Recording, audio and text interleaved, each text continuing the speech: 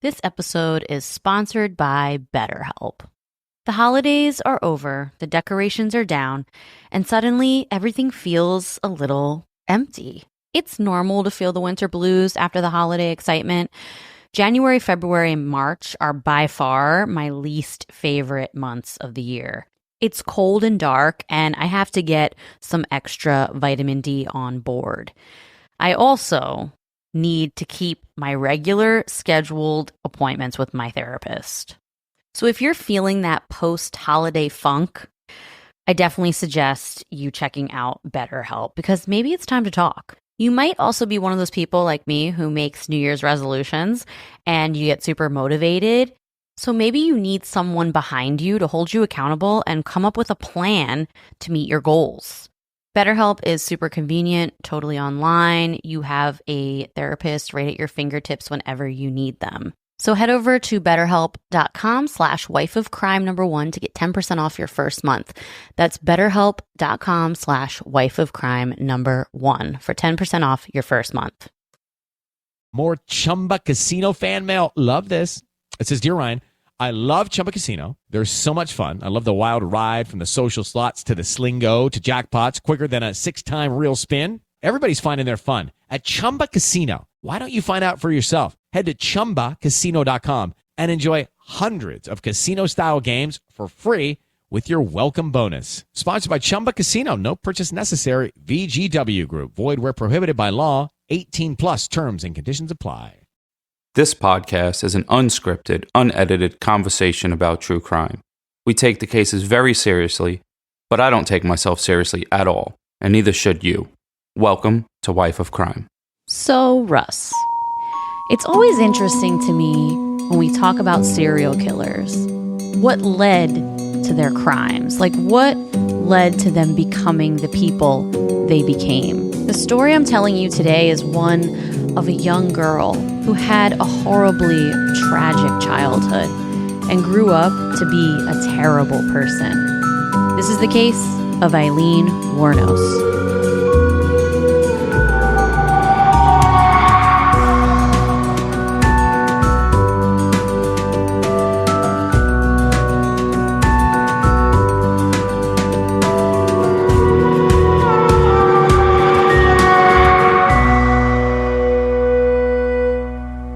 Hello, everyone. Welcome back to Wife of Crime, a true crime podcast where I tell my husband, Russ, true crime stories and he reacts to them. What's up, folks? Did you like my deep voice? Your deep voice is when you first wake up. You sound like Big Ange, R.I.P. Big Ange. Yeah, You're a rat. I do sound like that when I first wake up. Like I've been smoking for 60 years. Good morning, baby. I love you. You sound like Marge's sisters from The Simpsons. I do. I don't know why. It always clears up. Like by the time I have my first sip of coffee, it kind of clears up. You're not yourself until you have coffee. It's true. So what's up, Russ?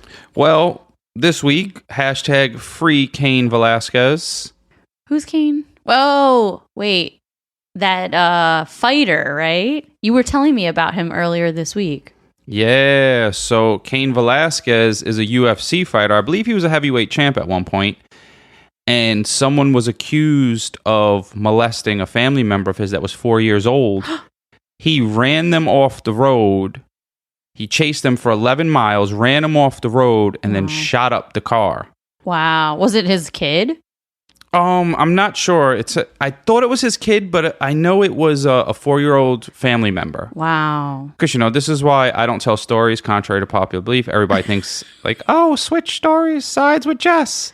Like, my story be 30 seconds. I'm like, someone got hit, he went to jail, the end. It's true. People have been wanting us to switch roles for a long time. So anyway, he rammed his truck, he shot the truck up. Wow. And he ended up hitting the guy's stepfather. And missed him. Oh. So, but now what's crazy to me is the guy that was accused and has been charged with molestation of a 4-year-old child is out on bail, but Cain Velasquez is in jail. So free Cain Velasquez, but I understand why he's arrested because he just shot stuff up, Yeah, like he didn't go and shoot the actual guy. He just shot up the car he was supposedly in. Yeah, so... And, he shot the father and the stepfather. And if this guy knew about that, then he deserved to get shot too.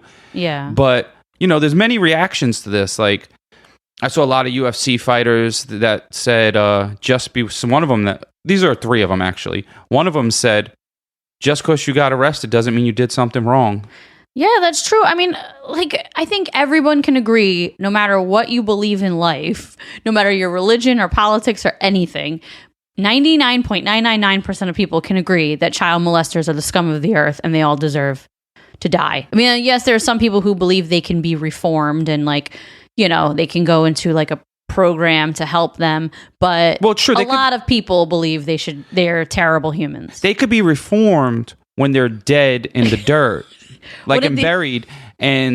But I kind of agree with Joe Rogan on this one. He says, my only thing is I wish he would have got him and beat him to death with his bare hands. Yeah. Because he definitely could. Cain Velasquez could kill anyone. Yeah. Except maybe the other 5 heavyweight champions, but, and then, someone, Ben Askren also said, I don't want to live in a country where killing a child molester is wrong or something to that effect. I'm paraphrasing. Yeah.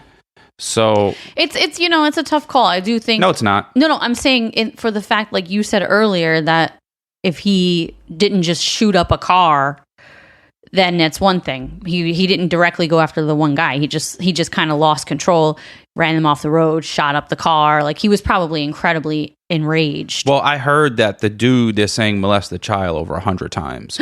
So the guy deserves. Oh my God. His family owned a daycare and he lived in that. It was like a home daycare. And he lived in that place. So who knows what happened to other child. And being that he's out on bail is ridiculous. Yeah. He should be in the street hanging from a pole like a piñata so people could hit him with a baseball bat. Oh my God, he worked in a day. That is I don't know if he sick. worked there, but he lived in a place where his family owned a daycare and a home daycare. That's sick. So he was just around a ton of little kids. Yeah. So this is the only one they actually know about. We should all take turns running him off the road and shooting him. Damn. As a community. That is crazy. Wow. Well, yeah, I'm with you on that one. Free Cain Velasquez. Free Cain Velasquez. And maybe I'm with you on he can become the child molester hunter, and we could have him hunt down all the child molesters and beat them to death. Wow, that's crazy. That is nuts. Well, and that's me telling a story, folks. That is. That's like as far as it goes. Like, I can't write a script. Like, sometimes I'll have bullet points. I didn't even have bullet points this time because I don't like typing on my phone because I make a lot of mistakes and autocorrect corrects it wrong. Yeah. Your thumb is like too fat and it hits multiple letters. You don't have a fat thumb, but just you have bigger hands because you're a man, so you hit multiple letters. You're good with speech to text. No, I think because your accent. It doesn't always get the words that I say. It's super annoying. Your accent makes it not work. So I resorted to responding with emojis only. That's so true. I respond with like 100. Everything is 100. That's so true. You're the emoji king. Even if people message us on Instagram, if you get emojis back, it's definitely Russ. It's too much to type. And then like half my time typing, I'm pushing backspace. Yeah. Yeah, it has been 5 minutes. So that would be the length of an episode where Russ told me a story. Well, there goes the old switcheroo. Well, maybe we will do something like that because if you paid attention to our social medias this week, you saw that we put up our first video on our YouTube channel. We are going to be doing some visual content now. We've been talking about this for a long time, but we finally are taking the plunge. The first video we put up was a fun cartoon, and we were super excited to show you guys the cartoon. So we have a lot of plans for our YouTube channel. We want to do, clips from our regular episodes. And then we also want to do some cartoons, but then we also have some extra bonus content that'll only be on YouTube. So we got a lot of fun things planned for that. So go follow it. A lot of people are like, oh man, I want more. Me too, man. But those cartoons are expensive. They are. Those cartoons are expensive. So we'll get some later on. I appreciate all the support. Your support has helped us make them. And we're going to try to do other stuff. We bought like camera equipment and stuff. So yeah. So we're getting it going. we gave you a little teaser with that. It was definitely a little bit of a tease, but it'll all be coming in the future. So keep an eye out on it. If you go to YouTube, Wife of Crime Podcast on YouTube, go follow us there and subscribe so you can get notified anytime we put up a new video. All right. You got your review of the week? Yeah, so as you guys know, every week I do a review of the week. I don't know why I tell you guys this every week because you heard it last week. And I pick a review from iTunes and I read it. So this week there was kind of like 3 of them that I wanted to read. But then you know how that goes. So this one I'm going to read here is from Sean. We'll say Sean K because I can't say the last name. And it says 5 stars, but probably in like a New York accent the way he spelled it. So Jess does pretty well with covering cases I've never heard with a mix of some well-known cases, all while telling a great story. I didn't plan on continuing listen to this podcast initially, cough, cough, because of the mold, but I kept finding my way back to the show. You warm up to Russ pretty quickly. The guy's always right. Entertaining pod, great dynamic between the two, and the intro-outro beat is catchy. I'd recommend. Oh, nice. And I have a quick runner-up. Someone updated their review. Okay. And I kind of related to it because when I listen to podcasts, this is how I feel. So it's Randy Text. The first one was great. He gave us a great review, but he updated it. He said, about a year into this show, and I continue to rate as one of my favorites. Typically, I get burnt down on a show after 6 months and remove it from my library.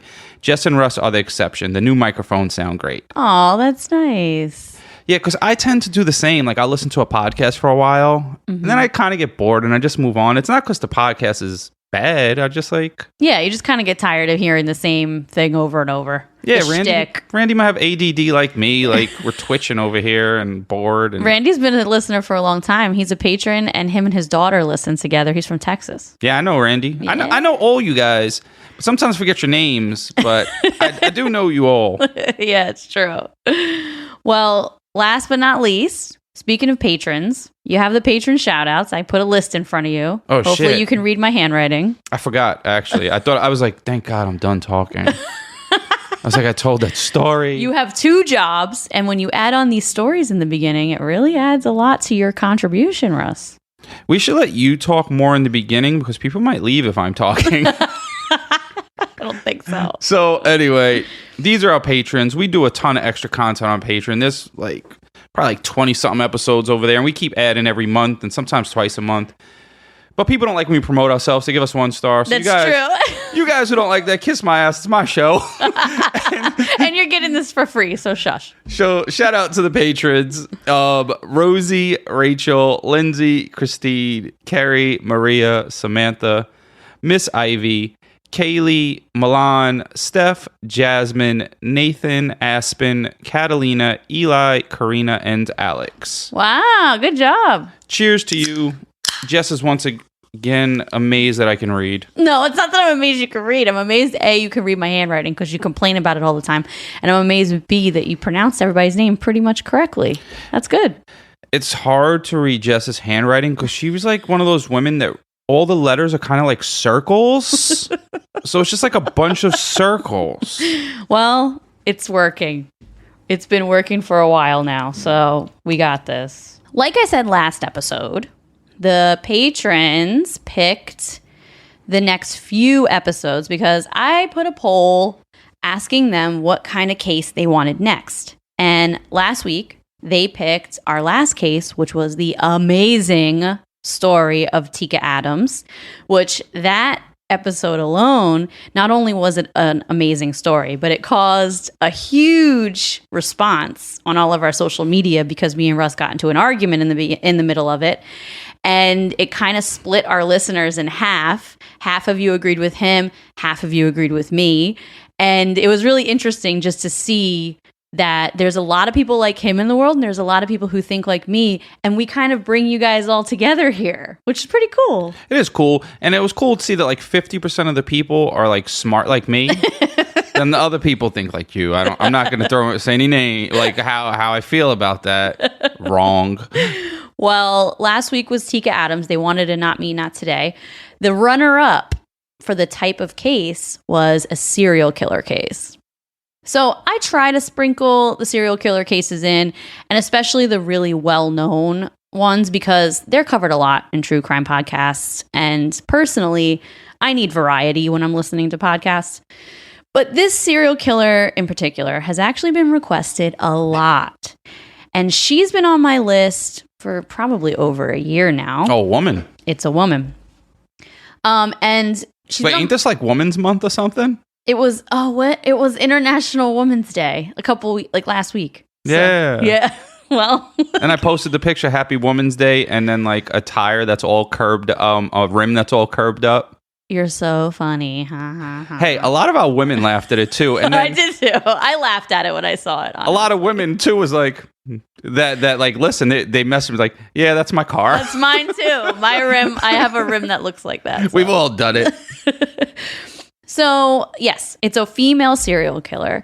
And we have a listener named Jay who drew cartoons of us, and we posted them on our socials. And he messaged me and said, can you do this lady? And I was like, you know what? This has been requested so much. I needed a serial killer anyway. She's been on my list for over a year.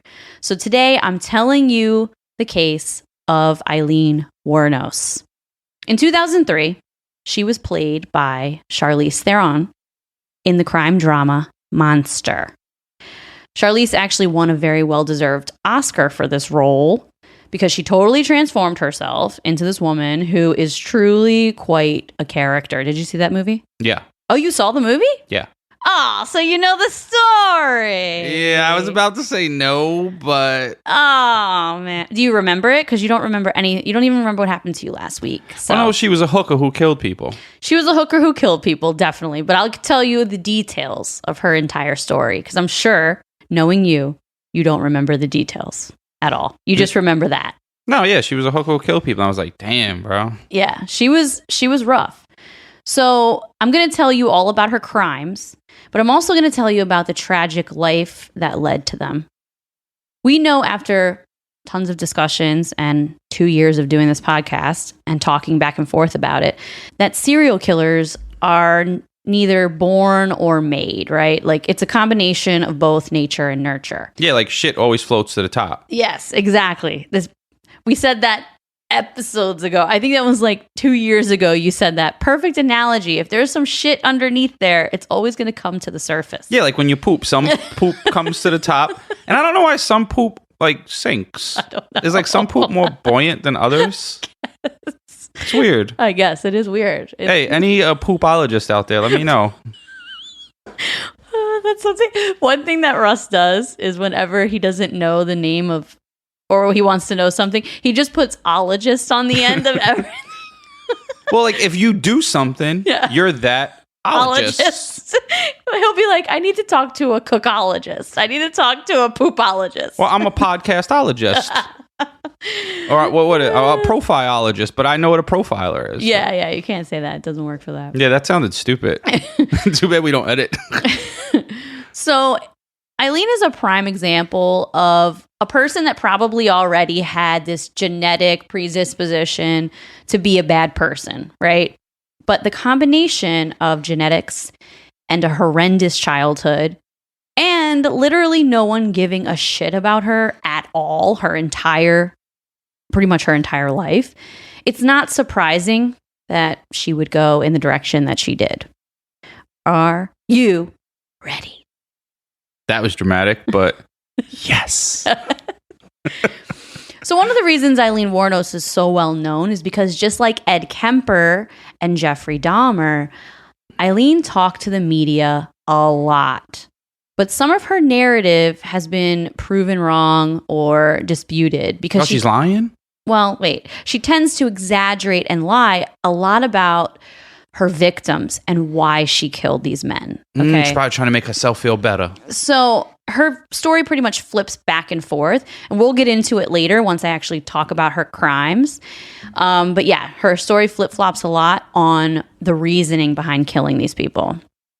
She's also very well known because unlike other female killers, she didn't poison people. Like women tend to kill differently than men. She didn't poison anybody. She also she didn't find any sexual pleasure in killing the way that other serial killers do. Or like a lot of women, it seems like what they do is they marry the man that they want to kill, and then they nag him to death until he dies. Torture. You're an idiot. Shut up. So she didn't derive any like sexual pleasure from killing the way that a lot of serial killers do, like Jeffrey Dahmer or Ed Kemper, you know. She robbed and shot her victims to death after they picked her up while she was hitchhiking. And this is very different from how women in history have killed, right? This is more of, quote unquote, a man's way of killing someone. It's just cold, aggressive, and yeah, it just doesn't really fit a female vibe, right? So like, yeah, it seems like maybe she wanted the money and she was luring them in as if like, I'm a hooker who's going to sleep with you. Mm-hmm. And then she was like, you know what? I don't got to do this work and I'm still going to get this money. Yeah, so kind of like me. Like I go to work and I don't want to do shit, but I don't kill nobody. Yeah, exactly. And I still work and I just whatever. Whatever. You're like a model employee, so stop. Your bosses all love you. And when you were a boss, all your employees loved you. So you're so full of it. Yeah, because I was like, guys, like, I don't give a fuck about this place. Let's just do our job so no one bothers us. Yeah, that's true. Well, she also, one thing that distinguishes her is she was the only like female murderer in history to be a drifter. Like she was a drifter. Like state to state type thing? Yeah, no, like she didn't have a home. She was bouncing from hotel to hotel. She didn't have a permanent place. She was a drifter. Like a lot of these male killers that are drifters will go around and just travel and kill people. So over a year span of time, she killed 7 men and dumped their bodies on the side of the highway, I-75, in none other than Florida. Feed them to the gators. She was a hitchhiking prostitute. These men picked her up and she would rob and shoot them to death. But to fully understand why Aileen was the cold-hearted killer she was, we need to start from the very beginning. It's a very good place to start. Do you want to know what my script says? It's a very good place to start. It says, because, ... It's a very good place to start because, fun fact, Russell watched Sound of Music over and over again as a kid, and he knows every word. And he knows every word to every song. But now he refuses to watch it and sing along with me as an adult, and it's so annoying. Well, it's because when I was growing up, I was in a cult, and my mom threw away anything that had any violence, but not like violence. Like it would be like Bugs Bunny hitting someone in the head. Yeah. So like I got stuck with all these weird things, and I guess I know a lot of the Sound of Music songs. You know every word. He knows every word. I'll never sing them, no matter what any of you guys say. All right. It doesn't matter. Well, I mean, there's a price on anything. Someone send me a mill, send me a mill. I'll sing them. It'll protect me from my enemies. That'll be it. So let's start from the very beginning. Okay. Aileen Wuornos was born in Michigan in February 1956. Her mom, Diane, was only 14 years old. Okay, 14. And her dad, Leo, was only 16. They actually got married 2 years before this. Isn't that crazy? Maybe they were in a cult too. They weren't. But it's insane. How? Now, you don't even got no money. I don't know how it's possible that 12 and a 14-year-old got married to each other and had kids, but it happened, or that's what was reported in the media about her parents. So I'm just going to go with it. So they got married at that really young age, and Eileen's older brother, Keith, was born in 1955, and then Aileen in 1956. So her father was sent to prison the same year she was born because he was convicted of the rape and attempted murder of a 7-year-old girl. Oh, man. So already the story is bleak, okay? We need to send Cain Velasquez after all the child molesters and fund him to take them all down because we know he hates them and he wants all the smoke. It's true. And it's interesting you brought up that story because, I don't know, it's just parallels. It makes me mad. It parallels what this woman, even though, I mean, she's a terrible horrible serial killer, it parallels her childhood. Seriously. So no, we're going down this path. I know where we're going. It's not going to go too detailed into that, but it's just interesting. So like I said, her father, was put in jail for the attempted murder and rape of a 7-year-old. And turns out he was like a known pedophile, and he was also a schizophrenic. He was in and out of prison, and eventually he committed suicide in prison. So Aileen never knew her father. He got off too easy. When Aileen was 4 years old, her mother Diane took her and her brother Keith and dropped them off at their grandparents' house and then never came back. Okay? So the grandparents had no idea that her mom wasn't coming back, but they decided to adopt both kids. This household was also incredibly dysfunctional. I was about to say that's good, but every time I say that's good with the grandparents, it gets worse. Yes. And I'm like, what the hell? It got worse. So this household was even more dysfunctional than the one she was in before. And it was really a horrible environment. Her grandfather was very violent. He would rape and beat her all the time. Her grandmother did nothing to stop it and just completely treated her like garbage. Her grandfather was a disgusting drunk piece of shit. He would do horrible things, like he one time took 2 cats that they had, tied their tails together, and then threw them over a clothesline so they would just fight and scratch each other and hurt each other. Were they wet? No, he just threw them over a clothesline. Oh, I thought he was trying to dry them. Russ. I hate people that mess with animals. He would tie, shoot him too. He would tie their tails together and do that because he liked watching them fight and go crazy. How do you tie their tail together? That's crazy. I don't know. He would also bring friends over to the house to take turns raping Aileen when she was between the ages of 5 and 14 years old. Like, this is some really sick shit. These make me uncomfortable, and I wish there was like a better way to say it or stay away from these types. Well, I have to tell you her history because when it comes to these types of killers, it's very interesting to think what led to their coldness and what led to what she became later on. So that's why, I wanted to tell you that part. When Aileen was 11 years old, she started doing sexual favors for boys in school. She would actually take them into the woods behind school, and she would do favors for them in exchange for cigarettes, which is crazy. When she was 14 years old, one of her grandfather's friends got her pregnant. So she was sent away to one of those homes for unwed mothers. And back in the day, these places were really popular for girls who were unwed. They would go there. They would be pregnant the whole time they were there. And then they would give birth there, and the facility would adopt the baby out. So she gave birth, and then they adopted her baby to someone else. Do they get a choice? No, they don't get a choice. That's nuts. It's your baby. Yeah, but back then, this is the 50s and 60s. I mean, this happened a lot. This was like a known thing that if you were a teenage mom or like a young mother, they could send you to these facilities, and that's what would happen. So she came home, and shortly after she got home, her grandmother died of liver failure.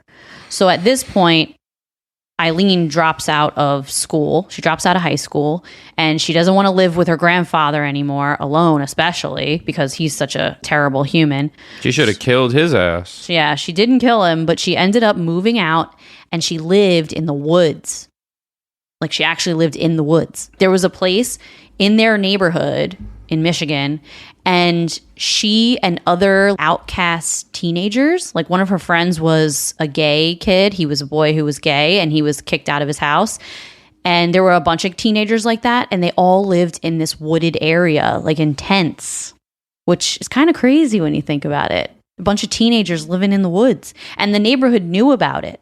Yeah, it's like those camps, like the homeless camps that are all over in towns and stuff. Like when I went to DC, there were a lot of those. There was like tent cities. Yeah, and then it looked, but there was like communities. It wasn't like random tents here and there. There were like some that like the city put porta potties there for them. Yeah, I mean that's good. It's good to put the porta. Well, we don't get into that. I don't know what's good.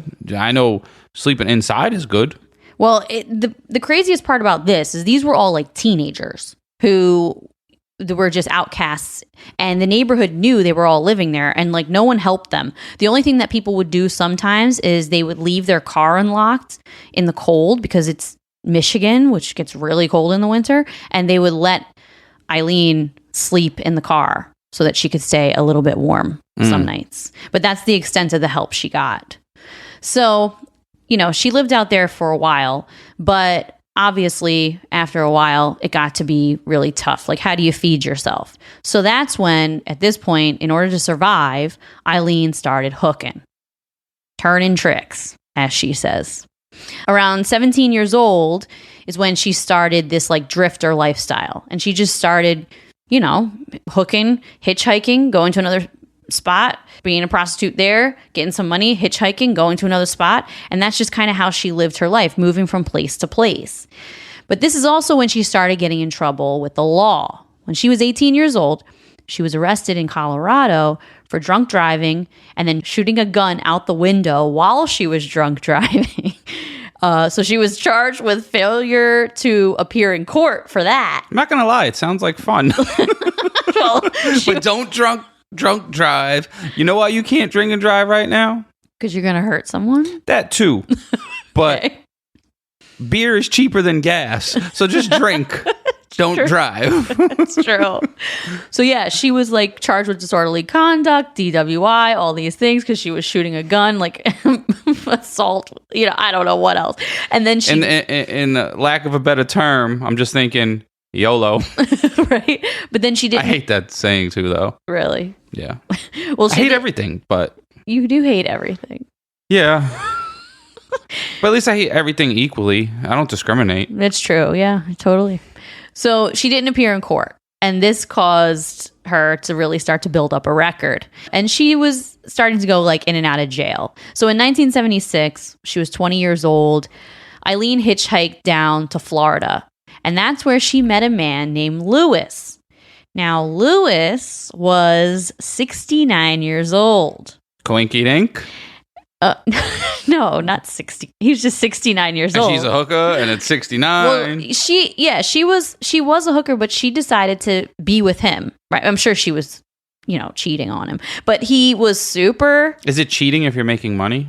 But she was like his sugar baby. So he was like a sugar daddy. Goals. And he had goals. So he was this rich dude. He was the president of his yacht club. And he was just trying to show off this sugar baby that he had. Because back in the day, there's a lot of pictures that circulate about her online.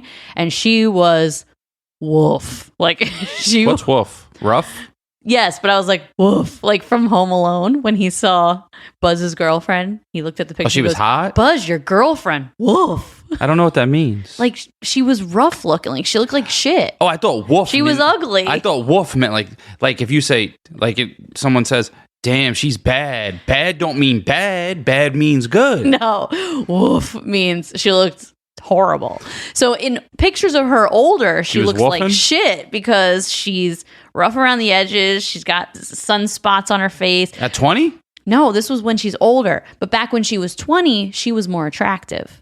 Well, we were all more attractive when we were 20. Definitely. But not me, and not us men that are aging gracefully. We age like fine wine, ladies. You should be privileged. It's true. You're going to be a silver fox. I don't know if I want gray hair, so hair. we'll see how that goes. I'm choosing not to get it. Yeah, okay. So anyway, Lewis was 69. He had this sugar baby. And, when he met Aileen and fell in love with her, he asked her to marry him. And of course she said yes because, no, she didn't love him, but she wants that money, honey.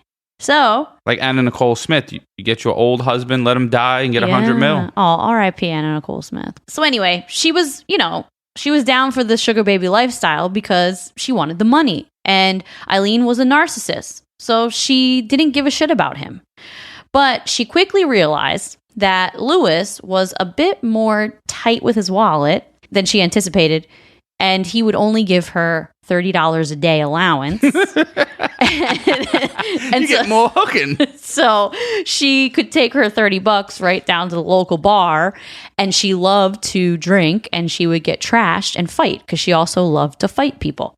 So She had a lot of rage inside of her, and you can even see in her interviews, like later on when she does interviews, she's nuts. Is she alive? No, she's dead. But she was I nuts guess that's good. in these interviews. And the reporter even said something she didn't like, she would fly off the handle. So she had a lot of rage, very short temper, and she would just attack people because she was nuts. So she was very unpredictable and angry. I would have liked to interview her and but in jail where she can't get me, because I don't want to beat up a woman. That'd be terrible. But just antagonize her and get her really mad.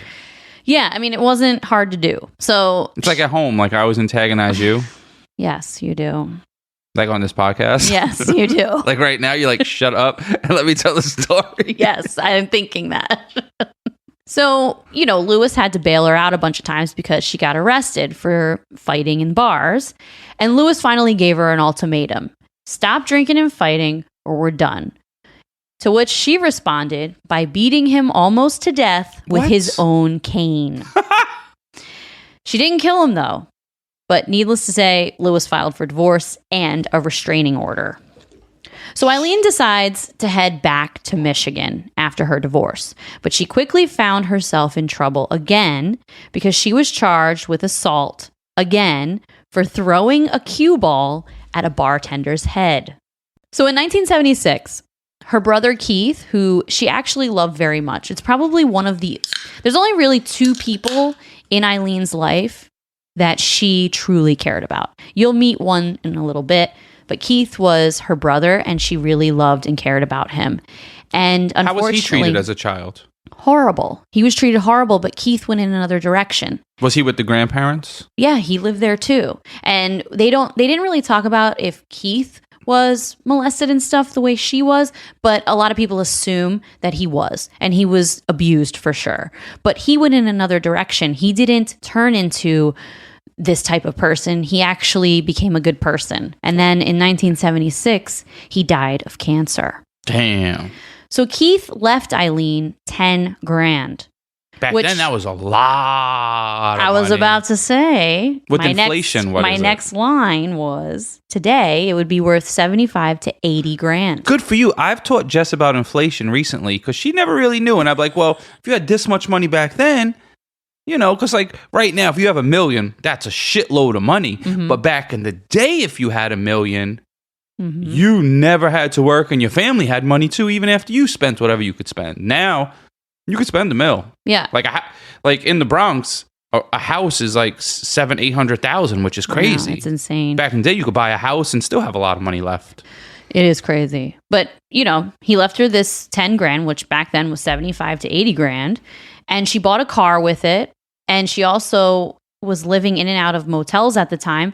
And she blew all $10,000 in a matter of 2 months. And then she probably had fun. Well, then she wrecked her car that she bought with that money. So she didn't have the money or the car. So now she was out of fun. So that was very short-lived. So she ends up getting arrested right after this for stealing $35 and 2 packs of cigarettes from a guy at a bar. And with inflation, that was probably like $100. Well, with her previous record, now this ends up getting her a year in prison. Okay. So as soon as she gets out of prison after the year, she hitchhikes down to Key West, and she gets arrested again for trying to cash forged checks at a bank. So over the next 10 years, from 1976 to 1986, she's in and out of jail for numerous offenses like grand theft auto, assault, possession of a firearm, disorderly conduct, so many things, multiple felonies, in and out of jail. And then in 1986, she meets the only other person in her entire life, besides her brother, that she's ever loved. And this is a woman named Tyra Moore. Her nickname is Ty, so we're going to call her Ty. I had a lot of friends named Ty. Well, she's a girl named Ty. But they were like Tyreek, and they call him Ty. Or Tyler. You guys already know because we have been talking about them for a while now. Via Hemp is by far one of our favorite sponsors we've ever had, okay? We use their products all the time. Maybe you're a little like me. You're a little anxious You have a hard time settling down. You're kind of wound up a lot. If that's you, Via Hemp products are for you. Check out their website. You will find something that speaks to you. Maybe you're like Russ. You have a hard time sleeping because you have bad nerve pain or chronic pain. Then Via Hemp is for you because their gummies will help you get some quality sleep. Maybe you're looking to have a really good time. Maybe you just really like edibles. You want to laugh. You want to get the munchies. You want to watch a movie and have a really strong belly laugh. Then Via Hemp products are for you, okay? They're literally for everybody. So head over to viahemp.com, promo code wifeofcrime1 to get 15% off your first order. That's VIIAHEMP.com. Wife of Crime #1 for 15% off your first order. Last year, Save More Money was the most popular New Year's resolution in America. Clearly, a lot of us feel like our money is slipping through our fingers. Well, I don't know about you, but I'm not the best saver, and I don't know much about investing until I started saving and investing with Acorns. Turns out you don't have to be an expert at all because Acorns will recommend a diversified portfolio that fits you and your money goals. And I always thought that when people say, ooh, I invest in stocks, that they had a ton of money or something. Well, you don't need to be rich. Acorns lets you invest with the spare money you've got right now. You can literally start with $5. And you know you guys are spending that at Starbucks on these fancy lattes. So skip the coffee and invest with Acorns. You don't even need a ton of time. Like you can just sign up and start investing within 5 minutes. Head over to acorns.com/wifeofcrime or download the Acorns app to start saving and investing for your future today. That's acorns.com/wifeofcrime. So Ty was actually very straight-laced. She was like a straight-laced lady. She was a hotel maid. You know, she worked a steady job cleaning hotel rooms. The two met in a gay bar in Daytona Beach. And the two of them moved in together pretty much right away. What year? This is 1986. Oh, okay. Because sometimes I wonder, like, when did gay bars pop around? Like, oh, they've been around since like the 60s, 70s, but they were more like underground back in the 60s. The 70s, they kind of were even bigger, and then in the 80s, you know, the 80s was you could be out in the 80s. Well, I always thought like when I was younger, gay bars were just for like dudes. No. Well, no, I know now. Yeah. When you're young, you don't know nothing. Yeah, that's true. So Aileen would end up becoming more of the breadwinner because she was still making money as a prostitute. And this is way more money than Ty was making at the hotel cleaning the rooms. So over the course of their relationship, Ty would often step in and be a witness to Eileen's crimes. And this got Aileen out of jail and out of trouble a lot. So if she was accused of assault in the bar, the cops, you know, they're drifting around. The cops didn't know that Ty knew Aileen. And she would step in and be like, oh, no. She didn't do it. She did it. Oh, and it would get her out of trouble. Oh, so she's a piece of shit. She's making innocent people go to jail. She loved Aileen. There's no excuse. And no, there's no excuse. But she loved Aileen and she would always have her back and take up for her, lie for her. And she enjoyed, you'll find out later, the fruits of all of the stuff, the bad money stuff that Aileen did. So for a long time, like I said, Ty was very loyal to her. And I think this is why Aileen loved her so much, because she was the most loyal person she's ever had in her life. Like no one ever, you heard her childhood, like no one ever gave a shit about her. So this is the only person that ever reciprocated any type of love. So she was essentially doing everything she could to lie, cheat, steal, and sell herself to make a buck. But eventually, like all serial killers, the crimes, they must progress. I thought you were going to say eventually she got old and no one was willing to pay. No, her crimes just got worse. So now we're in the year. Because you get cold-hearted. What is that? You get what's the word I'm looking for? Like accustomed to something. Desensitized. Oh, desensitized. You get desensitized to things. Like even on the internet, like you see killings, you see beheadings, you see. That's crazy. Who watches beheadings? You watch beheadings? We've all seen like one or two on the internet somewhere. Ugh. Like not on purpose, but like on World Star? that's my guilty pleasure, World Star. Yeah. I need to get sponsored by World Star. Hit me up, World Star. I'll fight someone in a parking lot right now. Not really, but I'm just saying. Well, you're right. Like, these killers start with these smaller crimes, and you see it all the time when we talk about serial killers. They start with smaller, more innocent crimes that are hurting people, but not really hurting people. And then they progress and progress and progress, and then eventually it becomes something big. So now it's 1989, and this is when Aileen would murder 7 men over the course of 12 months. That's a lot. It's a lot. So I'm going to go through all the victims, and this is pretty much according to her what happened, because she's the only one who can tell us what happened, because the 2 people that were there, only one of them survived. So this is according to her. Aileen's first victim was Richard Mallory. He was a 51-year-old electronics store owner in Clearwater, Florida. So she claimed that Mallory beat, raped, and sodomized her after he drove her to an abandoned area asking for sexual requests. She claimed to have killed him in self-defense.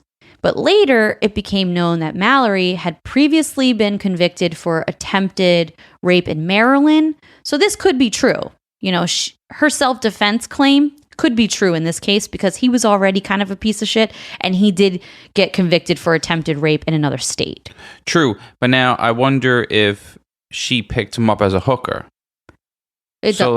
Yeah. No, so like they had an agreement for an exchange of services. Yeah, like they had an all agreement. Correct, They did have an agreement for an exchange of services, but you'll notice as I go down the list of her victims, not all of them were picking her up as a prostitute. Some of them were just picking her up to give her a ride because she was a hitchhiker. Oh, so that's different. Yeah. So, like I said at the beginning, it's hard to know what is true and what wasn't with regards to her claims that she made about why she killed these men. It turns out that some of them were John's and some of them weren't. So it's hard to tell. So that was the first victim. Her second one was David Spears, and he was a 47-year-old construction worker in Winter Garden, Florida. He was declared missing on May 19th, but not found until June 1st. He was found completely naked along a highway in Florida in Citrus County. He was shot 6 times by a .22. She had a gun? Pistol. Yes. What was his gun? No, it was her gun. The third victim was Charles Karskadon. He was 40 years old. He was a part-time rodeo worker.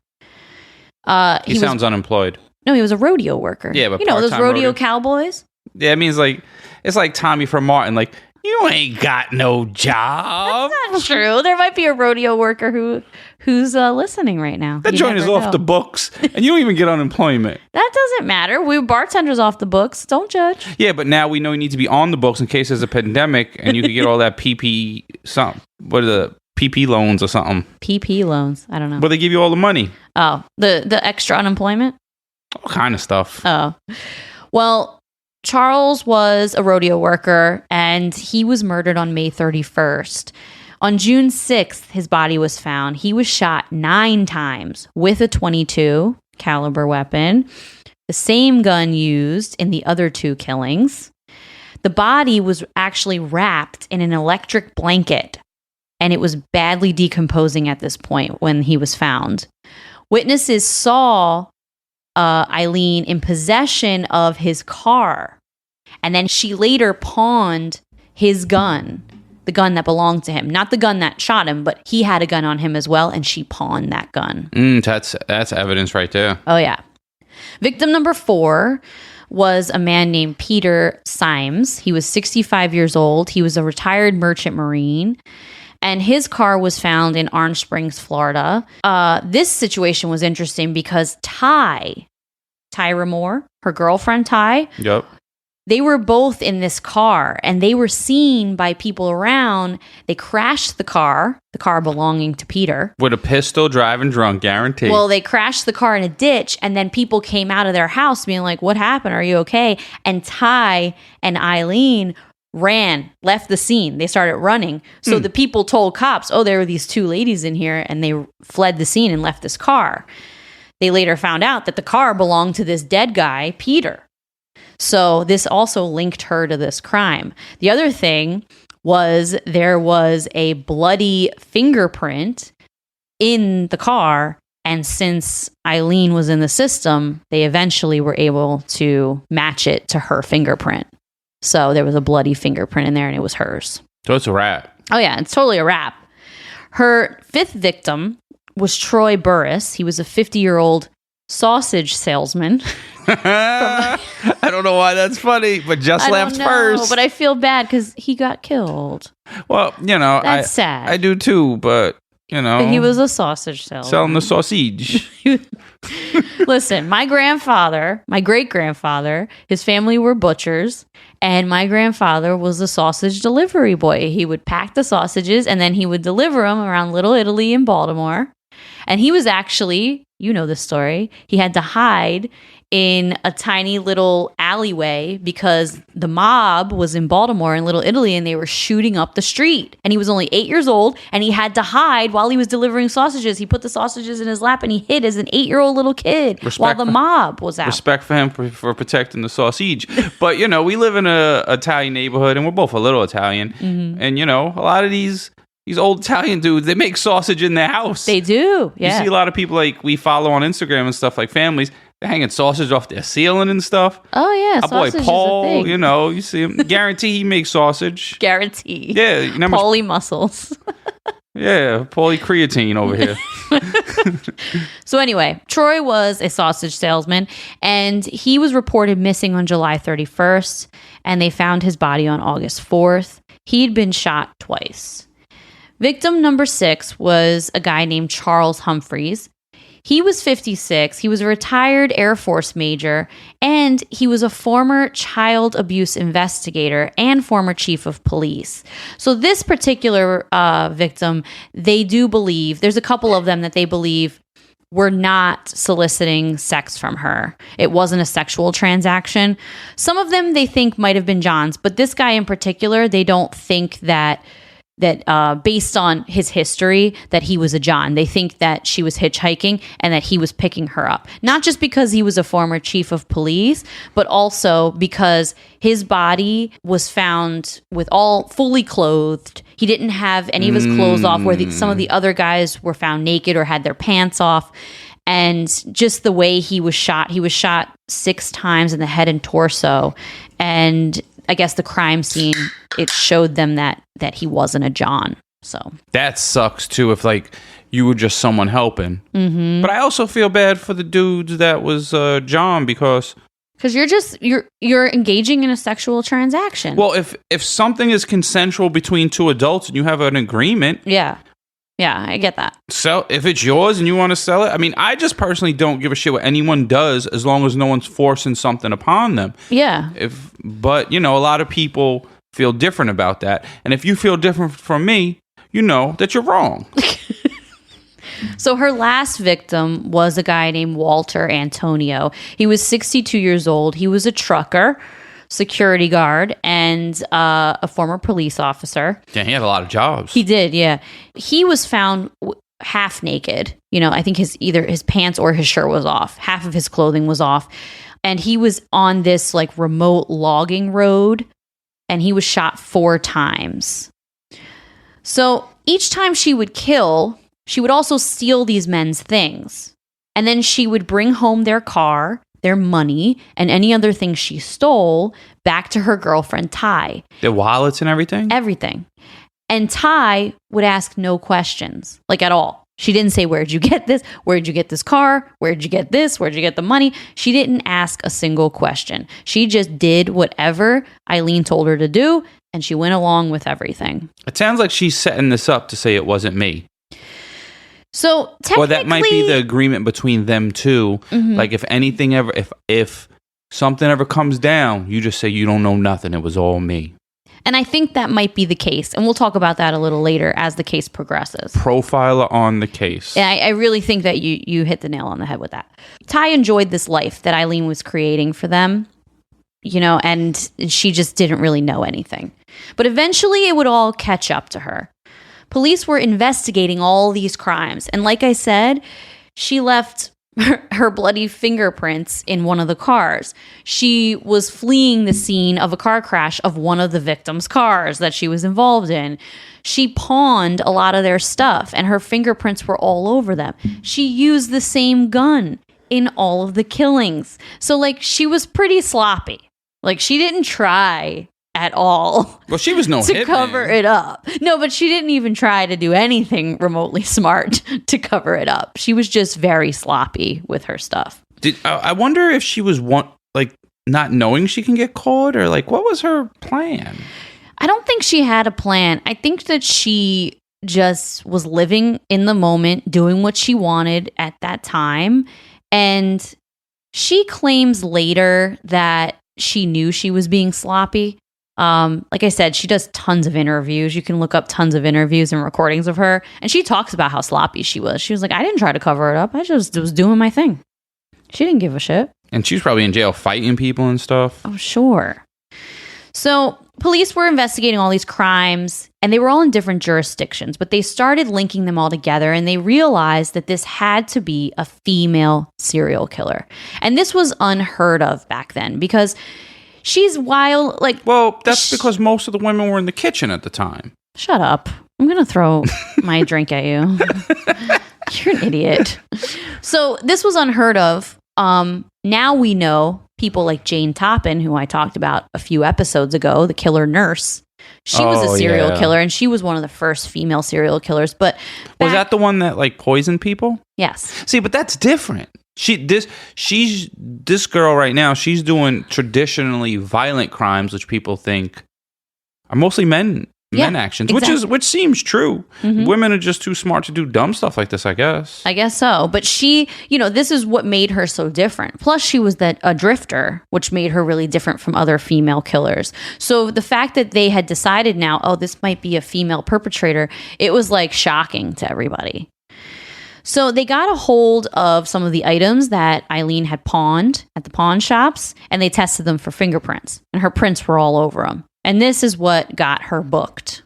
Okay. Book 'em, Dano. So January 9th, 1991, Aileen went to a biker bar in Florida called The Last Resort, which I thought was a funny name for a bar. She didn't have nowhere else to go. The Last Resort. It's a funny bar name. And police were able to get her here on an outstanding warrant. And that's what got her in, and then they charged her with everything. Aileen was all by herself at the bar, but police knew through their investigation that she had a girlfriend, so they started looking for Ty. Ty ended up being in Pennsylvania. Aileen told police that her and Ty got into a huge fight, and Ty left the state and moved back to Pennsylvania, where she's from. So cops used Ty against Aileen to solidify a confession. They actually traveled to Pennsylvania, and they bugged Ty's phone, like with her knowing. They said, look, you get her to confess to these crimes and we won't charge you with anything. You'll get immunity. Because at this point, she's an accomplice. She didn't know the details, but she knew that she was doing some dirty shit. Damn it. And in the words of Chris Brown, some of you ain't gonna like this. What? These hoes ain't loyal. Well...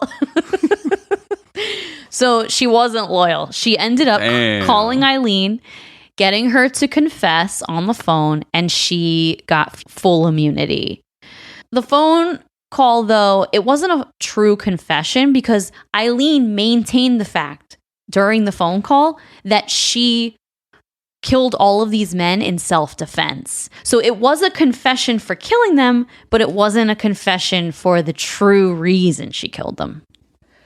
So Aileen gets arrested for the murders, and the media goes crazy. This was not only a female serial killer, which is rare, but also a drifter, a hooker who killed like a man, robbed and shot these people, cold-blooded, zero remorse. So the media ate this up. She also started doing tons of interviews with the media, claiming her innocence. She was on 60 Minutes, 2020, every Every nighttime, primetime TV interview show that she could get on, she was on. She was claiming it was all in self-defense. And then she had a psych eval, but they said she was clear to stand trial. To me, She I went don't on care trial. if you're traditionally crazy or whatever.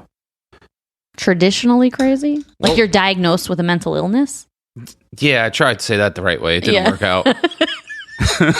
Okay. You know what I meant. I you did. know, like sometimes you say the wrong thing, but you have good intentions, so everyone got to relax. Okay.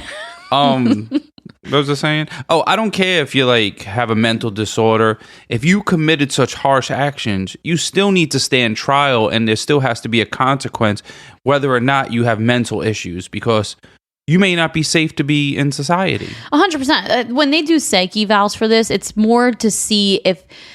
So someone... They definitely should be standing trial, but a lot of times these psych evals determine, are you competent in what you've done, and do you understand the charges brought against you, or do you need to be thrown into a mental institution? All right, so Like, you're not just going to go free or anything. yeah, so if you don't understand, you're still getting locked up. You're getting locked up in a mental hospital. Like in The One Who Flew Over the Cuckoo's Nest. Yeah, like you're going to go into a mental hospital, but you're not going to stand trial for crimes against you that you don't even understand the charges against you. Do you understand? Because in our legal system, you have to know the charges being brought against you and be fully aware and understand them.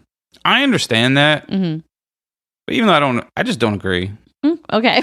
Because, like, if you don't understand the charges brought against you, but you still did it. Yeah, but if you are insane, you know, you're legally insane or you're incompetent to stand trial, you just go into a mental institution, which is just as bad as being in jail. Well, long as it's just as bad. Yeah, like it's just as bad. I just want these people to face consequences if they did really terrible things Yeah. that were unjustified. But if it was, like, there's a lot of killings that could be justified. Like, if someone fucking tried to molest your kid or something, like, that's justified. If we find out that's justified, let it go and celebrate this person. Hurrah for you. Yeah. No, I get that. She ended up being sentenced to 6 death sentences, even though she killed 7 men. And the reason it was 6 death sentences is because one of the men's bodies has never been found. Doesn't matter, really, because if you're sentenced, you can only die one time, so who cares? Yeah. So she got 6 consecutive death sentences. She was on death row for numerous years. And then in 2001, she dismissed her legal counsel and ended all appeals. And she submitted this statement. This is a quote from her when she said she's done appealing her case. I killed those men, robbed them as cold as ice, and I'd do it again too. There's no chance in keeping me alive or anything because I'd kill again. I have hate crawling through my system. I'm so sick of hearing this she's crazy stuff. I've been evaluated so many times. I'm competent, sane, and I'm trying to tell the truth. I'm one who seriously hates human life, and I would kill again. So I believe her. I believe her too. But you know what's funny? I was gonna say, you know what's crazy, but that'd be the wrong word in this situation I'm talking about. Is that this is also what a crazy person would say as well. Yeah. So the thing is, if you lock someone up for being crazy, of course they're gonna say they're not crazy. Yeah, but I mean, I know the word isn't appropriate today, crazy, but you know what I mean. Like, so whatever. But like, someone's gonna say, "Oh, I'm not crazy. My brain's good." Everyone's gonna say that. Yeah, that's true. And you know, her sanity is very questionable. I'm gonna play you some clips and I'll throw them into the episode of some clips of her talking, and she flip-flops so much, and some of the things she says are just like off the wall. The thing is, there's nothing wrong with flip-flopping. There's only something wrong with killing and robbing people. Definitely. So after this, Aileen did another series of interviews over the course of the next year where her story goes back and forth. She made claims of being tortured in jail. She thought the cops were bugging her cell. She thought the mirror in her cell was a computer spying on her. First of all, in 1980-something, computers weren't even that good. Yeah, no. I played Oregon Trail in 1980-something and PS-72. This was 2001, Russ. Oh. Yeah. That's probably when I got caught watching porn on the family computer with the dial-up. It would take too long. And I didn't know 2001, yeah. And I didn't know about history in computers. Well, she thought that her mirror in her cell was a computer spying on her. And she also said she's not a serial killer and that she did it in self-defense again. Like, so she went back and forth. After the statement she made that I just read you her quote, then later she did interviews like saying that they were torturing her in jail and that this was all self-defense. So it just kept going back and forth. All right, so I'm going to play you a clip. Well, I'm going to play you 2 clips. The first clip I'm going to play was the night before her execution. And the second clip I'm going to play was the morning of her execution.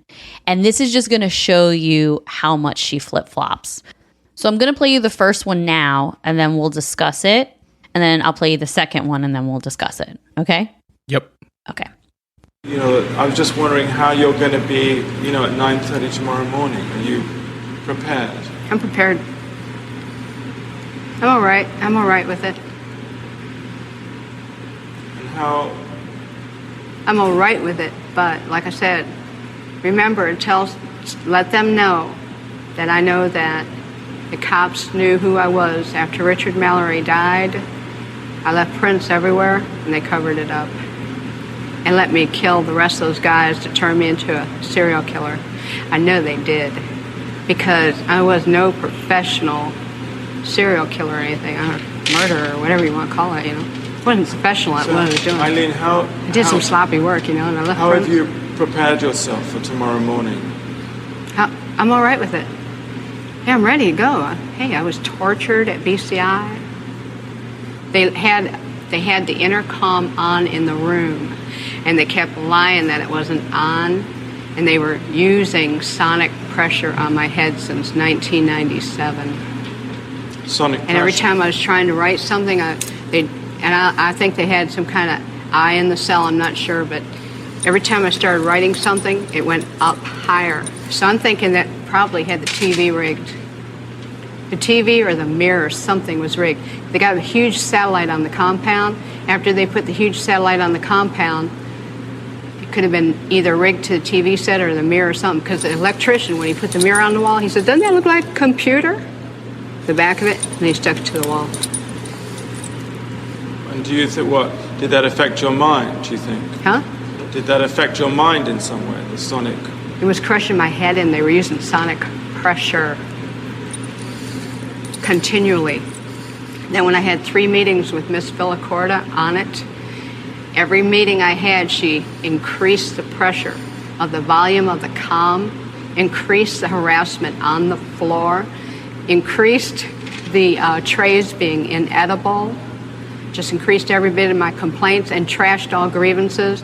They're trying to make it look like I was crazy at all times, rig up the room with torture. If I said anything about I think their whole plan was trying to make it look like I was totally crazy, and so nobody would believe anything I had to say about anything, and then drive me there if they could. I suffered so bad. I was really struggling to survive. Had a lot of trays that were attempted murder and everything. I had to wash all my food off. And then one day I didn't wash my food off, and I was sick for 3 weeks, almost died. But you're okay now. I'm okay. I'm okay. God is going to be there. Jesus Christ is going to be there. All the angels and everything. And, whatever's on the beyond. I think it's going to be more like Star Trek, beaming me up into a space vehicle, man. Then I move on, recolonize to another planet or whatever. But it's whatever's the beyond. I know it's going to be good, because I didn't do anything as wrong as they said. I did the right thing. And I saved a lot of people's butts from getting hurt and raped and killed, too. So are you saying that you killed in self-defense or in cold blood? What do you, because you've changed your story. I'm just trying to What are you talking about? Change story on what? No, about whether it was self-defense or not. I'm not going to say, I'm not going to get in depth about my cases, Nick. I'm on my way to the chamber. Nothing stopping it. You can believe it or you don't have to believe it. That's up to you, man. Put a big question mark on your film. All right. So she kept saying sonic pressure. It was very Trumpy the way she would say it, like very enthusiastic. It was sonic pressure. Well, her face. I wish you guys could see her face, because her face during this, she got really wide eyes, like crazy eyes. I'll post pictures, and I'll post these interviews. Well, Yeah, they could look at them. And the one thing I was thinking, like, I always think things that other people don't think, but I don't know what year this was. But did they have tripods then? You weren't even paying attention to her. You were paying attention to the camera. It was mad shaky. You're an idiot. Bro, hold still. But she said, like, there were helicopters chasing her. And then she did the crazy eyes. The crazy eyes were good. Yeah. Yeah. No, she's a hot mess. So this and is... the sonic pressure. Yeah. But you know what's funny? Everyone's crazy until something is proven right. Like, imagine if she is correct, you know? Like, so sonic pressure. I don't believe in her pressure. Well, I said, she didn't say, she said, I don't believe in it, but you never know. Yeah. Was there a computer in her mirror?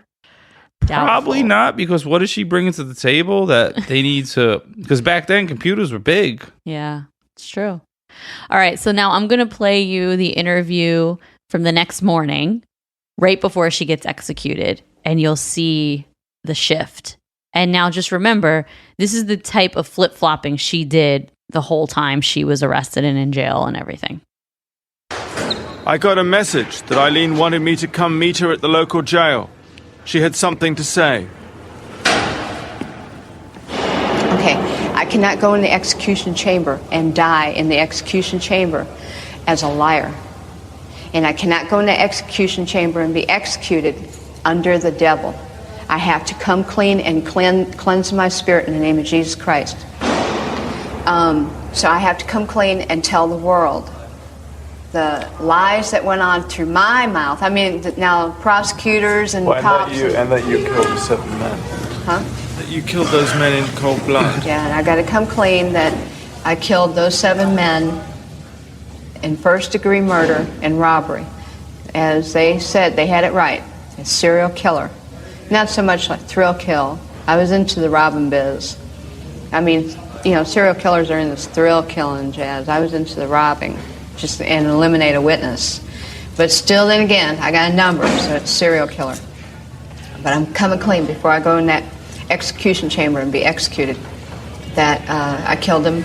And so when you met them, from the beginning, did you know that you were going to kill them? When they picked you up in their cars? I pretty much had them selected that they were going to die.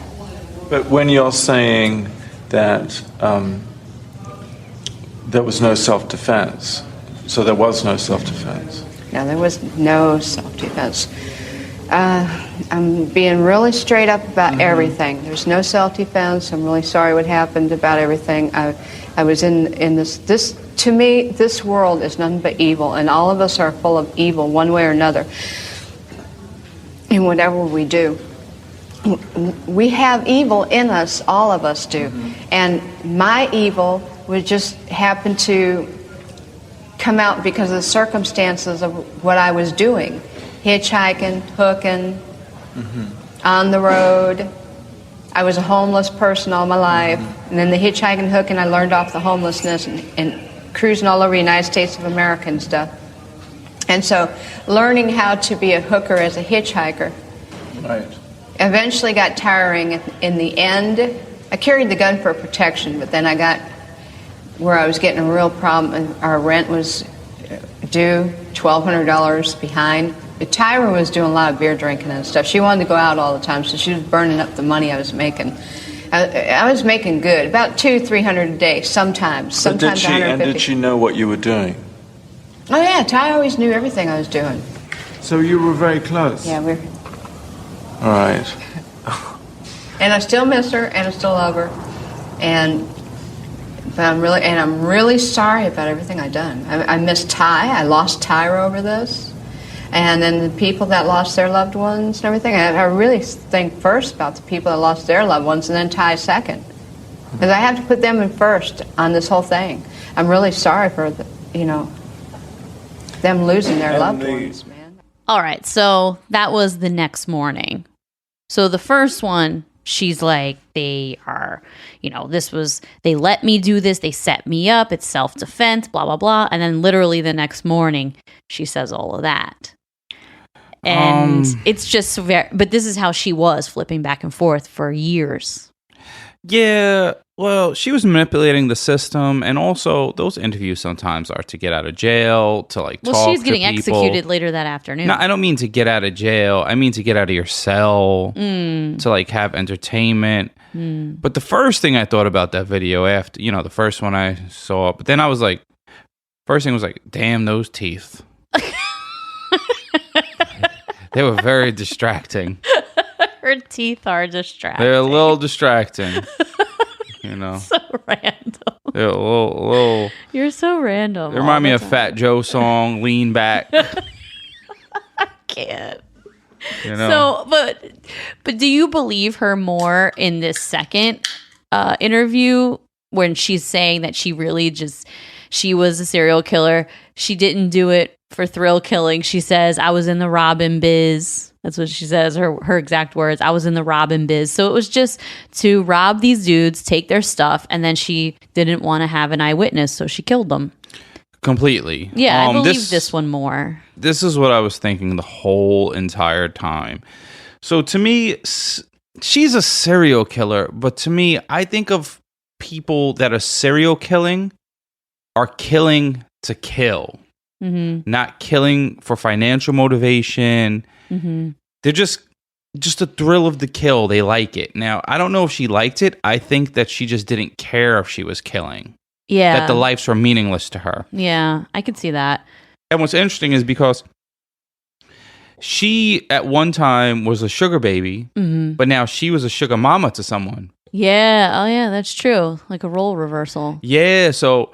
she said she obviously wasn't making that much money, but back then she said she's making like what, $200 a day or something, which is a lot of money. Because when I was making $200 when I was bartending, I felt fine. And then, but she said her girlfriend Ty was spending all the money on beer, so she obviously wasn't making that much money if all your money was just getting blown on beer. Yeah, Budweisers aren't that much. Yeah, that's like true. You get a case. Like now, if you get a case, what are they, about $1 each, a can? Yeah. So how many cans can you drink in a day? Even if you bought a case of 30, it's $30 a day. It ain't that bad. That's true. Yeah, like if you have a job, you can spend $30 a day on beer. Yeah. Respect to you if you could drink 30 and still go to work. Yeah. I mean, I believe this second interview more. I feel like that's more accurate about what was going on. All the self-defense stuff, it just seems a little laid on thick. Now... I bet within all that, there may have been a self-defense case in there. Maybe, yeah. Maybe she was justifying it in her head that it was self-defense because of the things she's been through in the past. The trauma made her think that it was self-defense. Wow, look at you, Mr. Psychiatrist over here. No. You're bringing in words like trauma. I've never even heard you say the word trauma. I'm not a psychologist. What am I? A profiler. Put some respect on my name. All right. Hashtag vote for Russ. On October 9th, 2002, Aileen was executed. She opted to not have a last meal, but instead she just asked for a cup of coffee. Her last words were, "Yes, I would just like to say, I'm sailing with the Rock, and I'll be back, like Independence Day, with Jesus, June 6th, like the movie, big mothership and all. I'll be back. I'll be back." End quote. She crazy. Yeah. She talked about Independence Day. Dope ass movie though when the drunk dude flew into the Oh yeah, the best part. Cried. Oh my god, I even teared up. Yeah, and I don't even cry. He flew into the ship. Yeah, I love that drunk dude. I know, it's pretty funny that she quoted Independence Day like as her last words before she got executed. Well, being in jail, that was probably the best movie she's ever seen in her life because you don't get to see a lot of movies. Yeah, true. So since her death, Aileen Wuornos has been studied by numerous psychologists, FBI criminal profilers. Like me. Yep, like you. She's been studied a lot, and she was a real shithead, but her early life was incredibly disturbing. I mean, not that it's any type of excuse whatsoever, but I can see how a child treated like that would grow up to become incredibly cold and not care about anyone and not care about the world and have no remorse, because literally no one gave a shit ever in her entire childhood, besides maybe her brother, who was only a year older than her, and he was helpless too. I mean, when you're when you go through that type of, sexual torture as a kid over and over again, how do you grow up to be not cold or have, and she didn't get any therapy. She didn't get any help with it. She just had to figure life out. So not that I'm excusing her in any way, but I'm not surprised that she would grow up to commit these horrendous crimes. It's not surprising. Well, it's a recurrent theme that, people that are treated, that have terrible childhoods, tend to commit some crimes. But I don't know if that's necessarily true, because there's tons of people that had these childhoods as well that don't do it. So 100%. It just might mean that you're the piece of shit that floated to the top of the toilet bowl. Yeah, I think obviously there's genetics plays a part too. Obviously people are more predisposed to being, quote, bad people. Because I know plenty of people that's been beaten.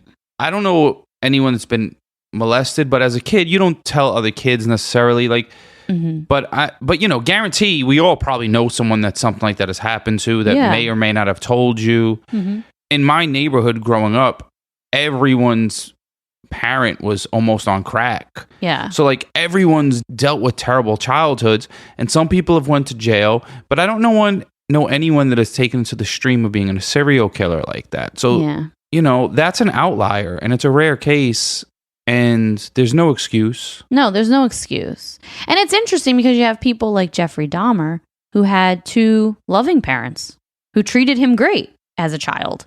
And he just went off the deep end and did all this crazy shit. Is he the dude who ate dudes? Yeah, he's the dude. Penis burrito guy? He's the dude that ate the dudes, yeah. Yeah, well. Yeah, he was off the wall, and he started torturing animals and stuff, remember? And not even torturing animals, just cutting open roadkill and everything and doing all that weird stuff with their insides. And his parents were totally great parents and normal. So it doesn't matter. Some people are probably more likely to be that type of person. But I just think it doesn't matter. I think I don't. Maybe you're less likely to kill if you're a rich spoiled brat because just life is good and life is easy for you. Yeah, and you have yachts and stuff. I don't know. And jet skis. If you have a jet ski, of course you're happy. Well, it's hard to put your finger on it. And like I said in the beginning, it's definitely a combination of both nature and nurture. But I'm not surprised that someone treated like her would grow up to be an angry, cold-hearted person. And that's it. Yeah, I hate that her childhood, she was treated so bad. Yeah, it was really bad. And that's the case of Aileen Wuornos. What was the name of the movie? Monster. I thought it was Monster Ball. That was one with Halle Berry. Yes, that was the one with Halle Berry. Where she was butt naked. Yeah, I think, didn't she actually have sex with Billy Bob Thornton in that movie? They did. Well, I wasn't there, but Billy Bob takes them all down. He had Angelina Jolie. He does, yeah. Yo, legends. Well, this movie, they had to do it on camera. And she was married at the time, I think. And she had to have actual sex with Billy Bob. No, you don't have to. Well, no, but it doesn't matter what they tell you to do. She didn't you don't have to do anything that someone tells you what to do, because you could always say this, folks. Repeat after me. Someone tells you something you don't want to do, eat a dick. It's true. Yeah, eat a dick. And if they don't want to, they have to because you told them to. All right, well, on that note, everybody, have a wonderful week. Thank you so much for tuning back into us. Check us out on Instagram at Wife of Crime Pod and Patreon at Wife of Crime Podcast and Facebook at Wife of Crime The Crime Family. And now check out our YouTube. Go look at our first cartoon that we put up, and there's going to be much more content to come. We're getting our studio all set up. It's been really exciting. So look out for new videos in the next few weeks. Check out the cartoon and subscribe.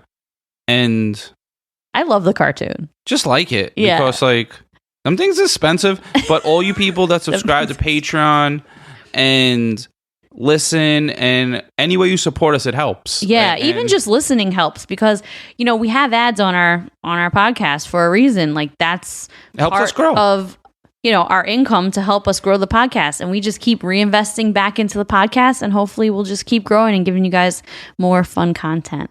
Yeah, maybe one day I'll learn how to use the camera. It's probably going to look really weird in the beginning. Probably.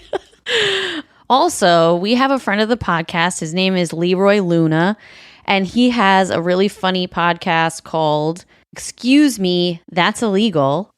And it's petty crimes. So if you're looking for a podcast that's not all full of gore and murder, something a little lighter, listen up after our theme music and you can hear the trailer to his podcast. He's quirky and it's funny. Definitely check it out. All right. Well, have a wonderful week. Talk to you guys later. Bye. Peace.